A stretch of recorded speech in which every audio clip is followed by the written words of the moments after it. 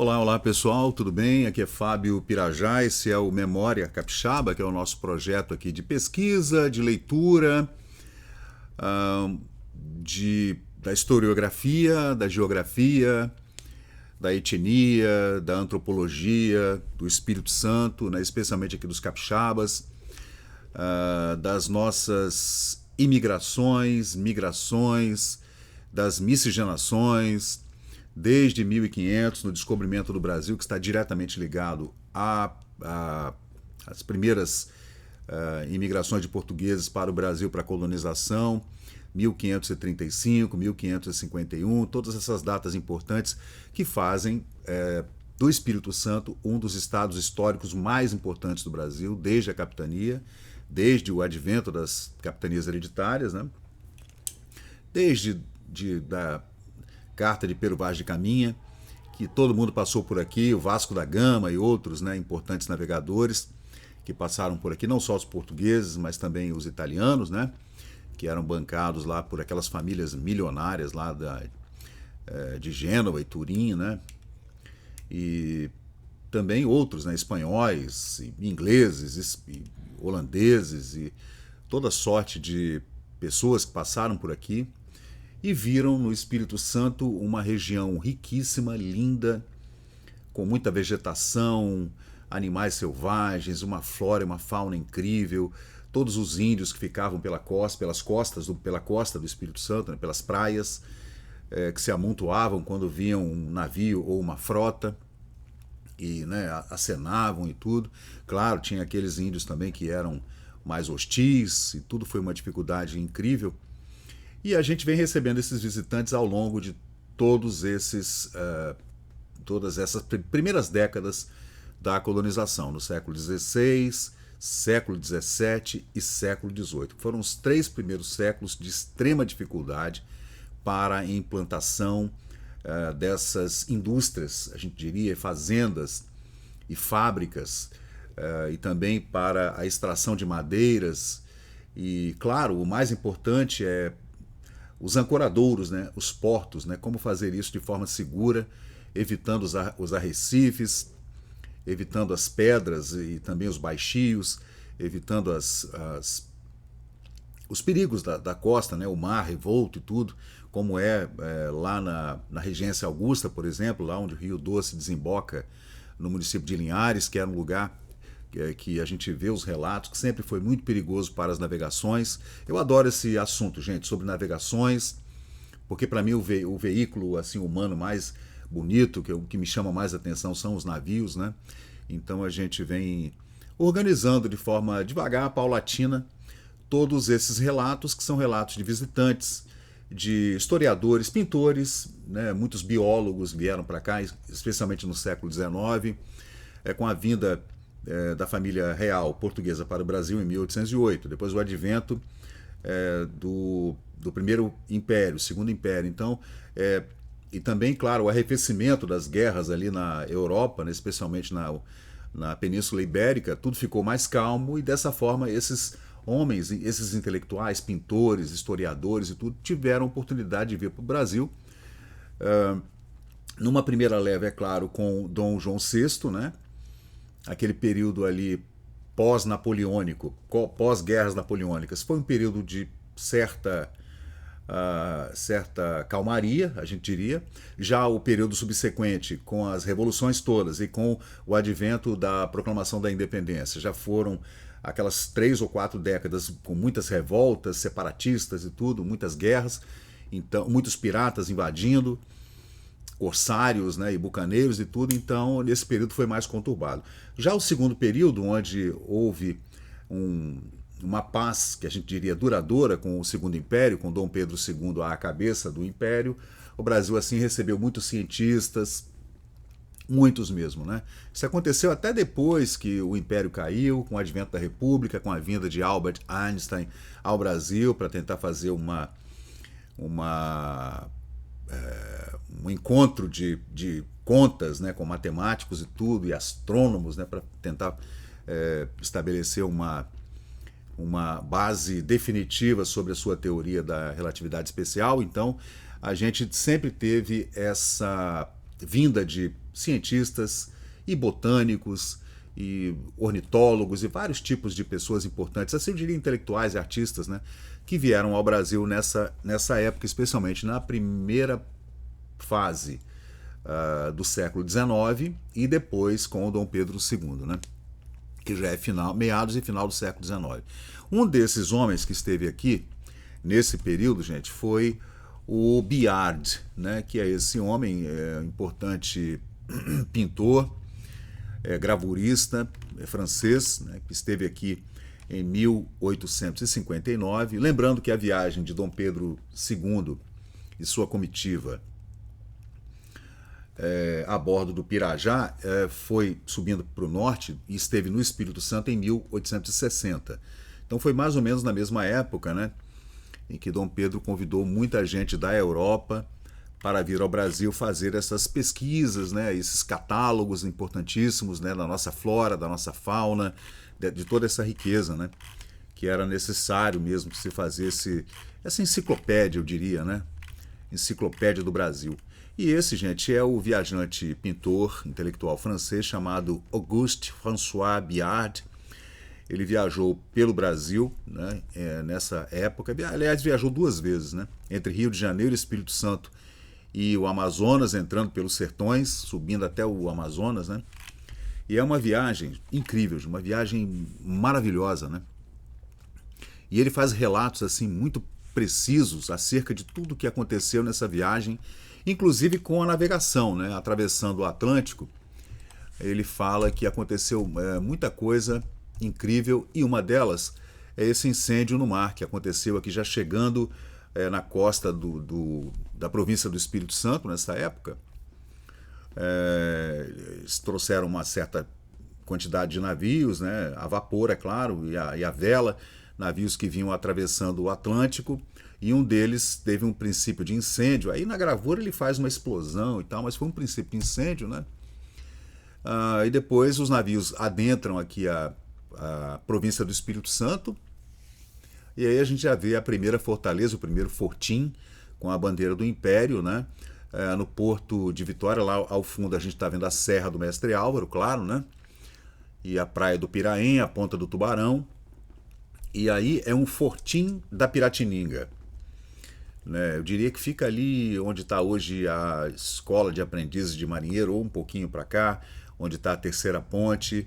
Havia um pequeno fortim em cima das pedras, né, com uma grande bandeira, do jeito que a gente vê aí, a bandeira era enorme, né? E havia, claro, também, né, uma pequena casinha, e você vê que aqui, gente, pela gravura do Biard, é uma fortaleza, não é um fortim, né? Tem muitos canhões, ó, quantas peças? 1, 2, 3, 4, 5, 6, 7 peças viradas para o porto, imagina mais umas 8 peças viradas lá para o outro lado. Mas eram canhoneiras, né? Não eram canhões mesmo, eram canhoneiras. E aqui o corneteiro, né, avisando que estava chegando uma embarcação ou uma frota, né, aqui na Baía de Vitória para adentrar e pedir o porto, digamos assim. Aí também a Praia do Piraém, lá no fundo a gente vê o Mestre Álvaro, né? Essa é a Praia de Camburi, gente. Em 1859, segundo desenhos de Auguste François Biard, que esteve aqui no Brasil em 1859 e fez esse detalhamento muito legal de ler, gente, muito bom. Está em francês o livro, né? Mas você consegue fazer a tradução tranquilamente hoje por inteligência artificial, ou já encontra o livro traduzido, né? Ele faz descrição detalhada da flora e da fauna, também das cidades, das vilas, dos costumes e outros aspectos da vida no Brasil. Primeiro ele chegou no Rio, né? E depois ele veio subindo e foi adentrando, né, para Porto Seguro, subindo. Teve no Piraquiaçu, que na época se chamava de outro nome, né, que eu vou trazer para vocês daqui a pouco, né? E essas narrativas desses viajantes que chegaram aqui, especialmente durante o Segundo Império, que fizeram que o Brasil ficasse tão famoso, né? Nesse período havia muita curiosidade com relação, por exemplo, aos índios americanos, lá no Velho Oeste, no Far West, e também na Austrália, né? Havia muita curiosidade sobre os aborígenes, né? Então, na África também, o europeu ficava extasiado, né, com aquelas culturas africanas, e especialmente lá no Marrocos e também no Egito. Foi naquele período que surgiu a egiptologia, ou a arqueologia surgiu dali, nesse período, né? Então a Europa estava ávida por esse conhecimento, né? E o Brasil também, claro, né? Muitos, assim, até logo no começo da colonização do Brasil, houve já viagens que levaram índios e animais exóticos para a Europa, para que as cortes europeias pudessem conhecer, especialmente em Portugal e em Espanha, né?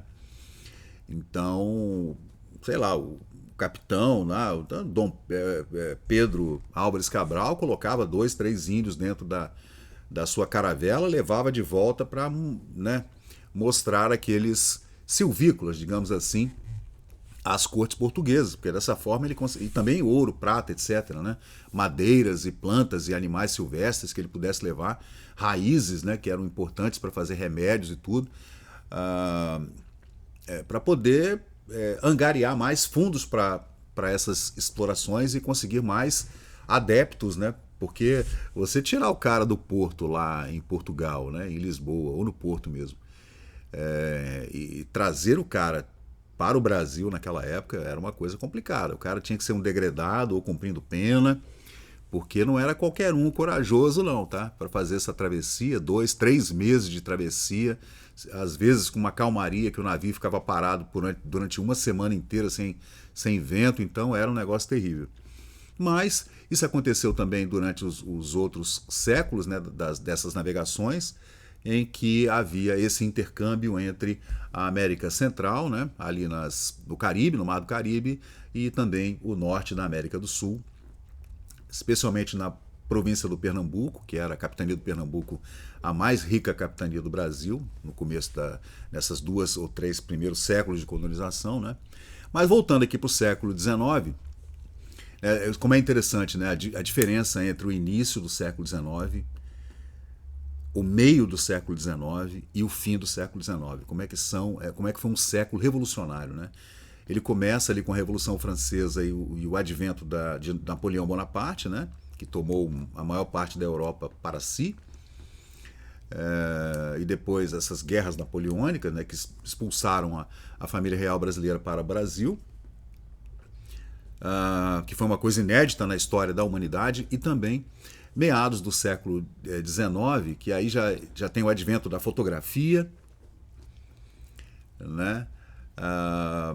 A República Norte-Americana já estava com quase 100 anos de idade, né, com a sua Constituição e tudo, né, com o seu legislativo e o seu direito, a sua jurisdição atuando de forma a dar aula para a Europa, né, e para o resto do mundo. E o final do século XIX, que a gente vê todas aquelas guerras que culminaram com a Primeira Guerra Mundial, a divisão da Europa, a queda de vários impérios, né? Várias famílias reais e imperiais caíram, perderam suas cabeças nesse período, né? Então foi um século sensacional e, claro, a Revolução Industrial, que começou também em meados do século XIX. Mas voltando aqui, nesse período então, Dom Pedro II, que era um homem, Dom Pedro de Alcântara, que era um homem muito letrado, um intelectual, um homem que falava várias línguas, inclusive aprendeu a falar o tupi, o guarani. Ele convidou esses homens para virem ao Brasil, e eles vinham mesmo, né?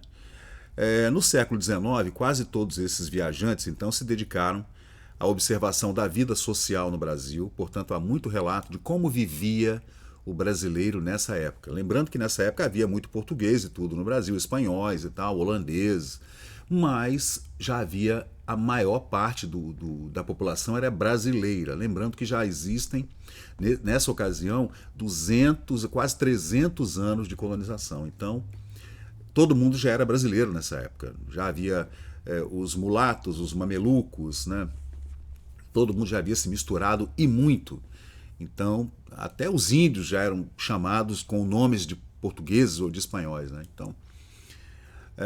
Então esses viajantes vieram para cá e levavam para lá toda essa literatura, como essa, por exemplo, que a gente vê aí, do Auguste Biard, que ele veio ao Brasil, então, percorreu o Rio de Janeiro, o Espírito Santo, que ele ficou bastante tempo aqui no Espírito Santo, e também o Amazonas. Nessa narrativa, ele dá descrição sobre a natureza dos índios da região, especialmente de Santa Cruz, do Rio Piraquiaçu. Ele fala muito desses índios, né?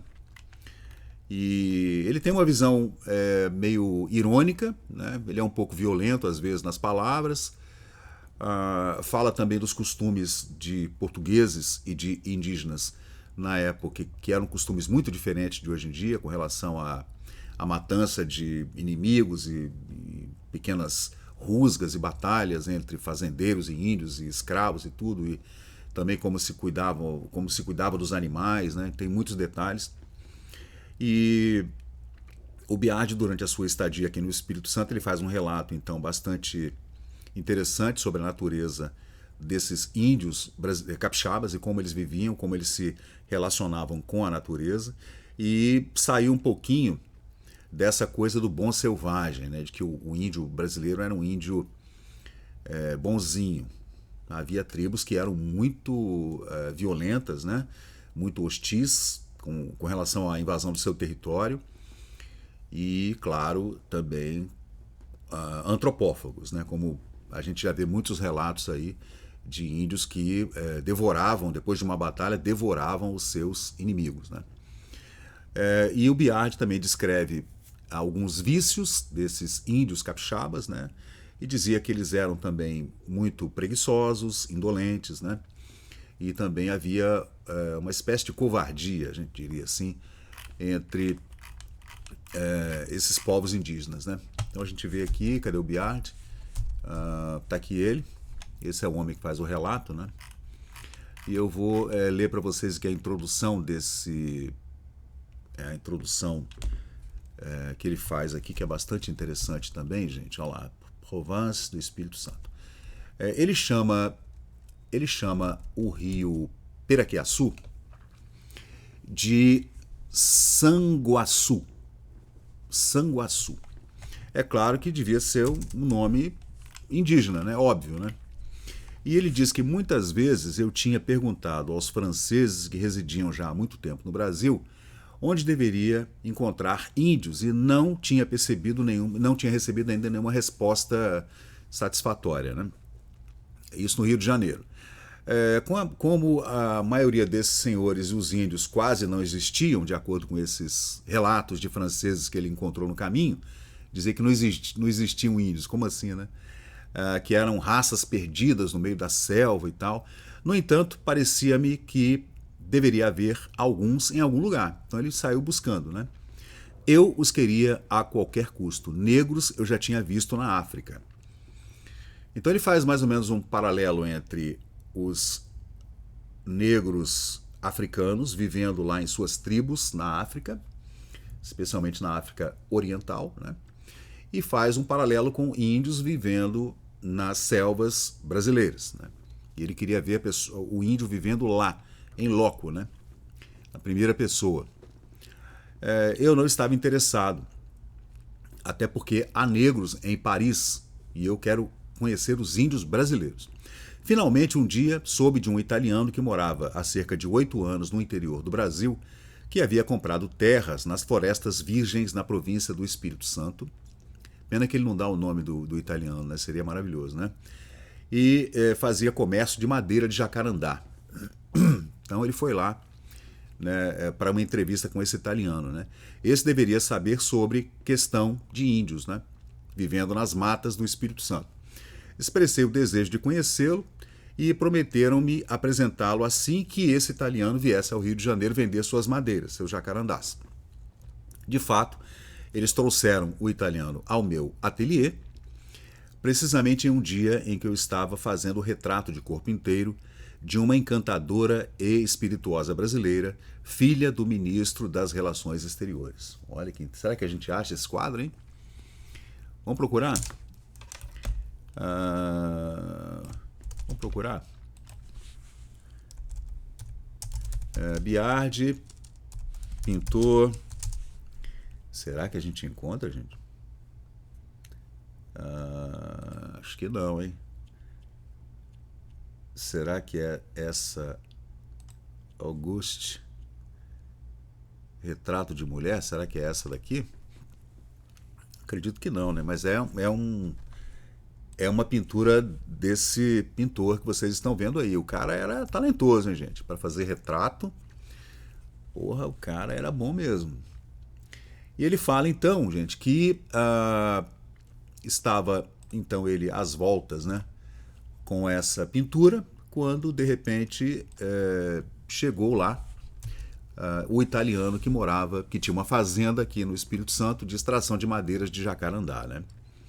A circunstância era boa para meu futuro anfitrião, que naturalmente precisava de proteção.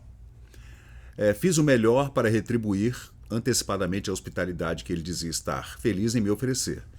Intercedi a seu favor, ter da boa vontade que tinham para comigo, foi um pouco culpa dele, não entendi. Ele não poupou nenhuma das fórmulas de reconhecimento mais sentidas para me agradecer. Eu só tinha que confiar nele para me afastar do meu caminho todos os empecilhos da viagem. Então, parece que o italiano se ofereceu a ir com ele até a sua fazenda aqui na província do Espírito Santo. Pena que ele não diz onde é, né? E tudo o que era dele seria meu. E ele se apressaria em colocar sua casa e todo o seu pessoal à minha disposição. O que ele chamava de todo o seu pessoal eram os índios. Então esse italiano já tinha, trabalhando nessa fazenda dele de extração de madeiras, de jacarandá, né, alguns índios, né? Então ele apresentaria esses índios ao Biarte para que ele fizesse pinturas ou esquetes, desenhos, etc., né? Desta vez ele parecia interessado neste trabalho planejado e prometeu fazer o possível para que desse certo. De fato, ele me emprestou mais de um de seus índios. Digo um de seus índios porque é costume na província do Espírito Santo pegá-los jovens ainda, quando são submetidos a uma administração. Eles são como crianças encontradas e ele se compromete a criá-los, né, e mantê-los até uma certa idade, não como escravos, mas como servos, né? Ficou bem claro aqui nesse texto lá de 1859.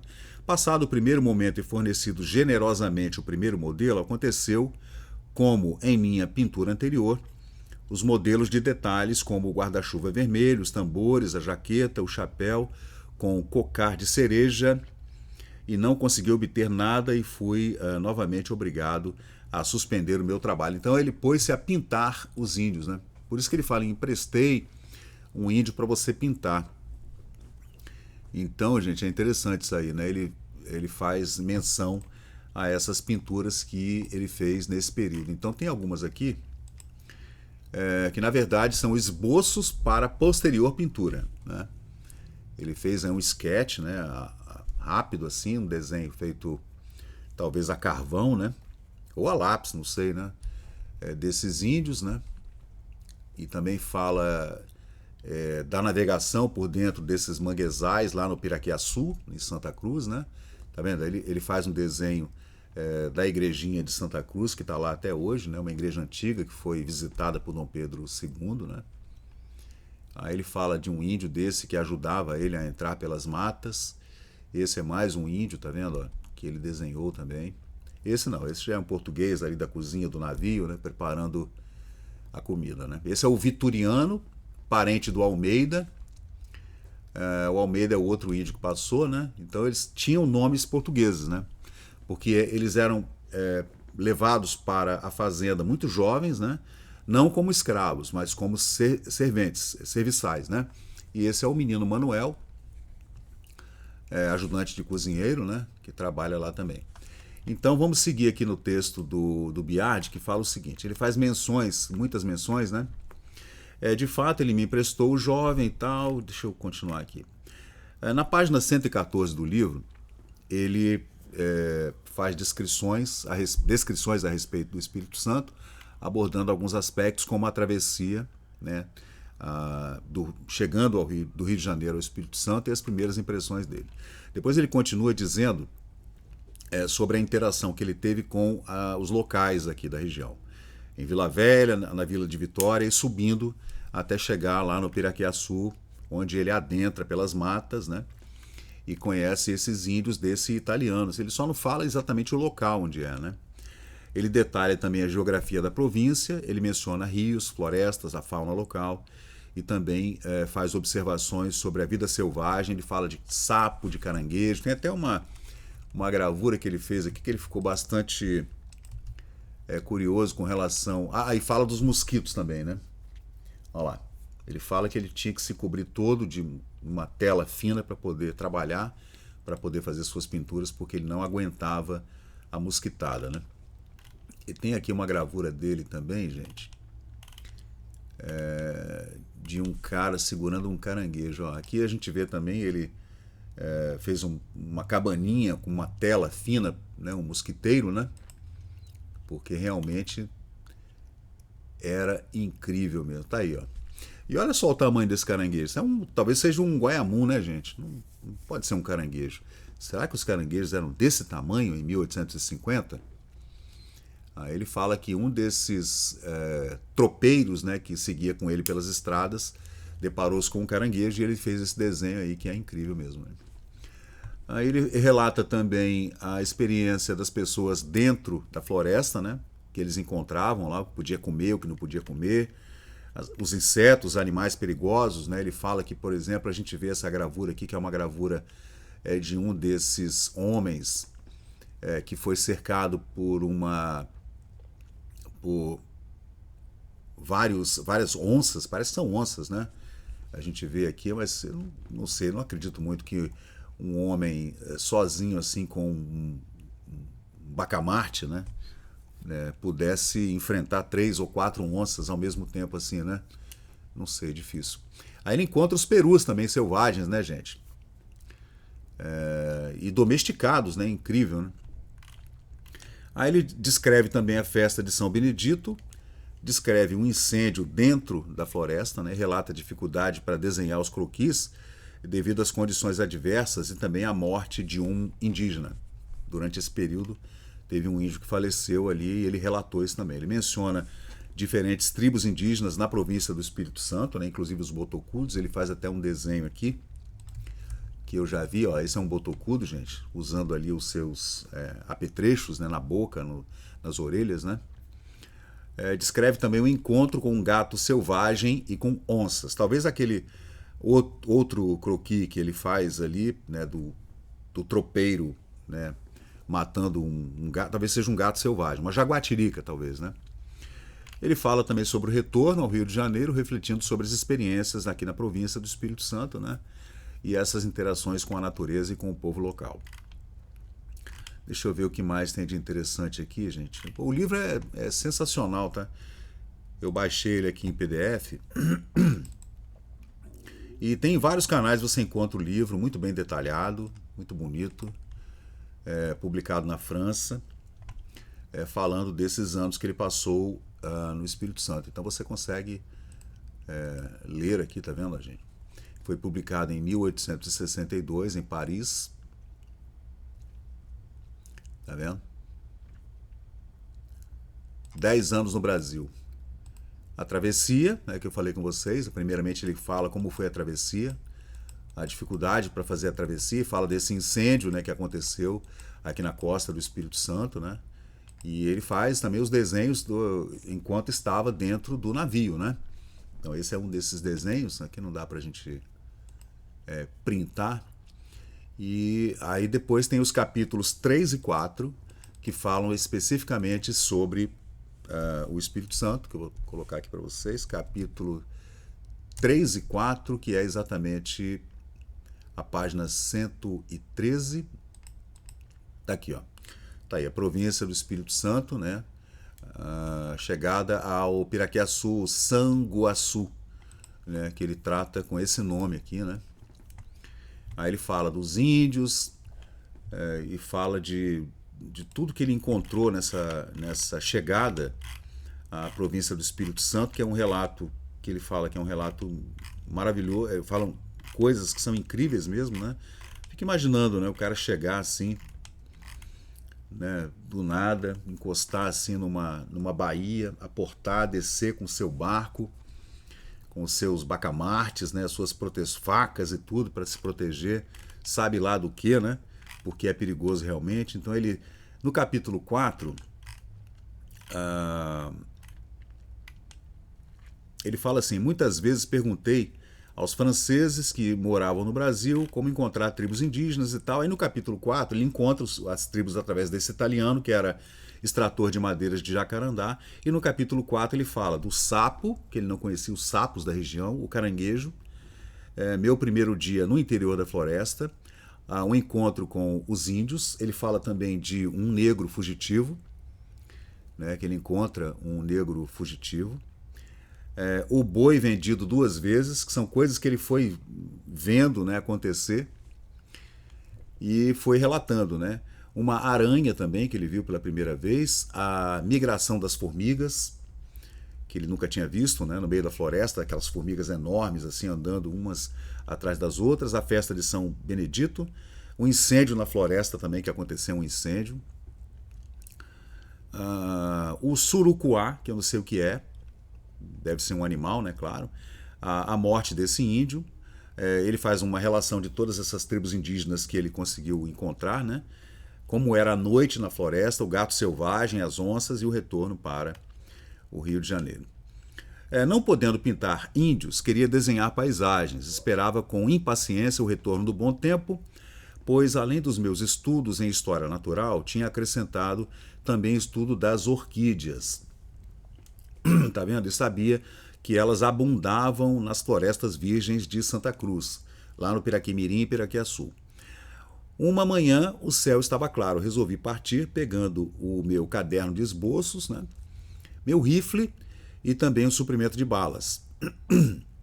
Já tinha visto sapos e também o aspecto dos pequenos anuros que já me eram familiares, né? Mas o aspecto do sapo gigante da Floresta Virgem era novo para mim. A primeira vez que vi um desses animais estava no campo, à beira de um pântano, sentado sobre a raiz de uma árvore, ocupando um espaço considerável. A raiz, né? Ele sentou-se ali e começou a desenhar e viu aquele sapo gigantesco, né? Ele me olhava com olhos fixos e esbugalhados, como se quisesse me hipnotizar. Atirei uma pedra e o monstro, de um salto, desapareceu na água lodosa, deixando-me bastante desconcertado com a sua agilidade. Bacana esses relatos, né, gente? Então o livro está aí para quem quiser ler, né, gente? Quem quiser, quem souber ler em francês, né, melhor, porque você vai ler um relato em primeira pessoa, né? A tradução às vezes não fica tão boa, mas quem souber ler em inglês. E aqui tem também todos os desenhos dele. Esse é o desenho do incêndio que aconteceu em alto mar, né? Que me parece que foi um princípio de incêndio, segundo eu li aqui na tradução, né? Não foi um incêndio de grandes proporções, não. Então essas são as pinturas, os croquis feitos por esse incrível cientista botânico francês, o Auguste François Biard, que esteve no Espírito Santo e publicou esse livro em 1862, da sua viagem aqui às terras da província do Espírito Santo em 1859. Então é isso aí, pessoal. Eu sou o Fábio Pirajá, esse é mais um relato incrível aqui que a gente traz para você, desse viajante que passou por Santa Cruz. Tá vendo? Ele passou aqui pela Baía de Vitória, teve um incêndio, entrou na Bahia, aí o Forte da Piratininga, aí passando por Camburi, subindo a Serra do Mestre Álvaro, indo embora até, passando por Serra Sede, indo até o Piraquiaçu, depois seguindo para Santa Cruz, foi embora. E dali ele subiu e foi até a Amazônia, o relato é enorme, o livro tem mais de 500 páginas, né? E ele vem encontrando essas pessoas no meio do caminho, gente, olha, esses oficineiros, né, gente que mexia com madeira, com ferro, né, e tudo, fazia todo o seu trabalho ali manual dentro da floresta e utilizando aqueles insumos que vinham da flora, né, da floresta tropical, né, da nossa floresta da Mata Atlântica, né, que era abundante, também esses animais. Aí ele mostra, esse é exatamente o ponto que eu li para vocês agora há pouco, né, quando ele se encontra com o sapo gigante. Pelo jeito ali, era um sapo muito grande mesmo, né, um sapo de uns 2 quilos, né, enorme. Então esse daí seria ele, né, o Biard. Só que é claro que não, ele não era assim, né, ele era um homem de aparência, eu diria, muito mais sofisticada e aristocrática, né, mas ele se colocou aqui como se fosse um tropeiro assim, no meio do mato, né? Mas não é. E aí também a tal festa de São Benedito, que deve ser no Piraquiaçu, com certeza no Piraquiaçu, em Santa Cruz.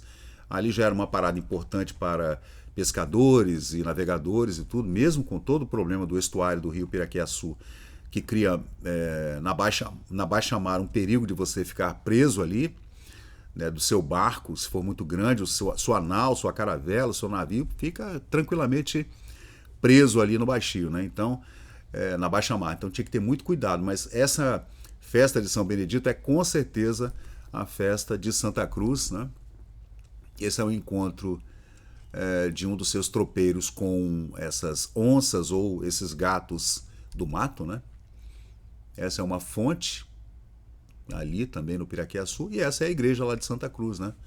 Que inclusive foi, nessa época ela já havia colapsado, né? A gente vê que só ficou a parte da frente, a fachada da igreja, e no fundo havia uma choupana de pau a pique, palha, a gente vê aí, ó, que é onde o padre rezava suas missas, né? Uma coisa muito simples, só que durante a visita de Dom Pedro II, eles tiveram que fazer uma reforma correndo para poder receber o imperador, né? Que esteve lá. Então é isso, gente. Eu sou o Fábio Pirajá, esse é mais um relato aqui maravilhoso. Existem vários relatos incríveis, né? Desses viajantes que passaram por aqui, especialmente na segunda metade do século XIX, na província do Espírito Santo, durante o Segundo Império. Então valeu, gente. Muito obrigado e vamos em frente. Até a próxima. Valeu! E chegamos ao final de mais um vídeo aqui do Memória Capixaba. E se você curtiu o conteúdo, por favor deixe seu like, compartilhe aqui o nosso canal e inscreva-se para mais novidades. Até a próxima e muito obrigado por participar aqui do Memória Capixaba.